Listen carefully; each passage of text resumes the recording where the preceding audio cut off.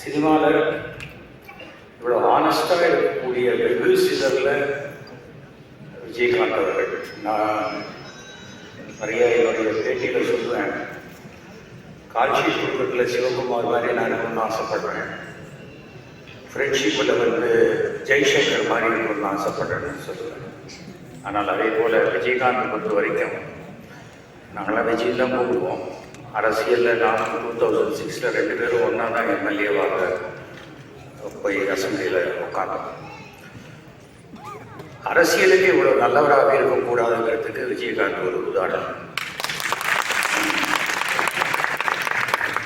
தைரியசாலிங்கிறது எப்படின்னா, ஆட்சி இல்லாத பொழுது கலைஞருக்கு மிகப்பெரிய விழா எடுத்து ஆட்சிக்கு நம்ம மேல ஒரு கோபம் வரும்னு தெரிஞ்சா கூட அதை பற்றி கவலைப்படாம விழா எடுத்து காமித்தவர் விஜயகாந்த். அது தனக்கு பிடிச்சதா செய்யணுமா செஞ்சு காமிச்சவர் விஜயகாந்த். ஒரு நாளைக்கு சுமார் 100-200 பேர் குறைஞ்சபட்சம் சாப்பிடுவாங்க. அவர் இத்தனை நாள் போட்ட சாப்பாடு அவங்களுடைய சந்ததி எல்லாரையுமே வாழ்க்கையில் மிக சிறப்பாக சாப்பாடு. சினிமாவில் பேர் புகழ் விஜயகாந்துக்கும் சரி, சிவாஜி, எம்ஜிஆர் யாருக்குமே இறப்பு கிடையாது. சினிமாவில் நடிக்கிறவர் யாருக்கும் இறப்பு கிடையாது. ஏனென்றால் அவர்கள் வீட்டு தொலைக்காட்சியில் போனால் வாழ்ந்து கொண்டிருப்பார்கள், சினிமா தேட்டரில் போனால் வாழ்ந்து கொண்டிருப்பார்கள். எல்லாருக்குமே அது ஒரு பெரிய கிஃப்ட். நம்மை விட திறமைசாலியான இயக்குநர்கள் இருந்தால் கூட அவர்கள் முகம் கேமராவில் இல்லாத போது அவர்கள் முகத்தை மறக்கக்கூடிய வாய்ப்பு உண்டு. இன்னைக்கும் தியாகராஜ அவர்கள் முகத்தை மறக்க முடியாது. ஏன்னா அது அந்த தொடர்ச்சி அப்படிப்பட்ட ஒரு கலைஞர். எல்லாத்தையும் தாண்டி ஒரு விஷயம் விஜயகாந்த் கிட்ட என்னன்னு சொன்னால், ஒரு கஷ்டம் அப்படின்னா ஒரு நாடக நடிகராக இருந்தாலும் சரி, நம்ம ஸ்டேட்டஸ் தான் இருக்காருன்னு பார்க்காம உடனே உதவி செய்கிற குணம் எம்ஜிஆருக்கு பிறகு நான் கேப்டன் விஜயகாந்த் கிட்ட தான் நான் அதை பார்த்தேன்.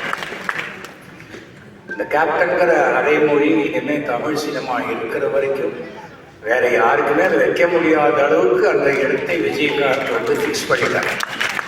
ஏன்னா அந்த ரசிகர் மன்றம் மாறும்பொழுது அந்த அடைமொழியோடு சேர்த்து மாறிக்கிட்டே ஒரு ஜென்ரேஷன் மாறும்போது. ஆனால் விஜயகாந்துக்கு அப்படி அல்ல. அவர் தன்னுடைய ஃபைட்டு பண்ணணும்னா அவருக்கு ஷோல்டர் இறக்கணும். அந்த ஷோல்டரை அப்படி திருப்பி பண்ணிக்கிட்டு பண்ணும்போது அதனால அட்ஜஸ்ட் பண்ணி காலாலே கிளிக் பண்ணுற விஷயத்தை எடுத்துட்டு அது பாட்டு பண்ண ஆரம்பிச்சவர். அது ஒரு பெரிய விஷயம், சாதாரணமான ஒரு விஷயம். சினிமாவில் நல்லவர்கள் நல்லவைகள் அப்படின்னு எடுத்து பார்க்கும்போது அந்த லிஸ்டில் விஜயகாந்த் என்றைக்குமே அந்த ஃபர்ஸ்ட் இடத்துல இருப்பார். இன்னைக்கு நடிகர் சங்கம் சிறப்பாக இயங்கிக் கொள்கின்ற இந்த நடிகர் சங்கத்தினுடைய கடனை அடைத்தவர் விஜயகாந்த் அவர்கள். ஃபர்ஸ்ட் கேப்டன் விஜயகாந்த் அவர்கள்.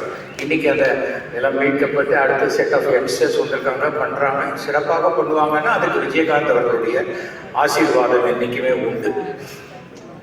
ஒருத்தர் இறந்து போன பிறகு அவரை பற்றி இவ்வளவு பேசும் பொழுது இந்த மாதிரி ஆளெல்லாம் இவ்வளவு தூரம் ஃபுல்லாகுதுன்னாக்கா அதுக்கு ஒரு 300 ரூபா பிரியாணி இதெல்லாம் வாங்கி கொடுத்தா கூட வரதுக்கு ஆள் இல்லாத காலகட்டத்தில் ஒரு கேப்டன் விஜயகாந்துங்கிற பேருக்காக எந்த விளம்பரமும் கிடையாது பேப்பரில். இன்னைக்கு இவ்வளவு பேர் இருக்காங்கன்னா அது கேப்டன் விஜயகாந்த் பேர் தான். அதுதான் லைஃப்பில் நம்ம சேர்த்து வைக்கணும். சொத்து கெத்து இதெல்லாம் அப்புறம் அதுக்கு பிறகு அந்த நல்ல பெயர் இருக்குல்ல, அது இறந்த பிறகு இல்லை எங்களுக்கு வேற மாதிரின்னு சொல்றது. இன்னைக்கு விஜயகாந்தை பற்றி இங்கேயும் இல்லை, எந்த இடத்துல வேணாம், தமிழ்நாட்டில் எந்த கோடியிலே இருக்கட்டும், உலகத்தில் தமிழர்கள் எங்கே இருக்காங்களோ அங்கே இருக்கட்டும், ரெண்டாவது வித்தியாசமான ஒப்பீனியனே வராத ஒரு நடிகர் என்றால் அது கேப்டன் விஜயகாந்த்.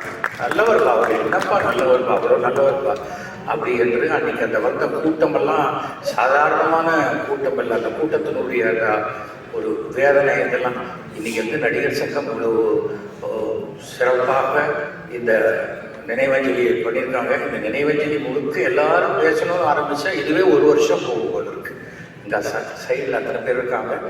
இருந்தாலும் விஜயகாந்த் அவருடைய ஆத்மா சாந்தி அடையும்.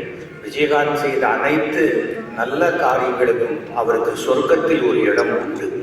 அது இன்னைக்கும் அவர் அவருடைய ஆத்மா சாந்தி அடையும். அவர் குடும்பத்தாருக்கு என்னுடைய மனமான அனுதாபங்களை தெரிவித்து என்ன சொன்னாலும் ஃபிசிக்கலாக நம்ம கிட்ட இல்லாதவர்களை நம்ம திருப்பி கொடுக்க முடியாது. ஆனால் இந்த நல்ல நினைவுகள் அந்த குடும்பத்தை மிக சிறப்பாக வாழ வைக்கும் என இறைவனை வேண்டிக் கொள்கிறேன். நன்றி, வணக்கம், ஜெய்.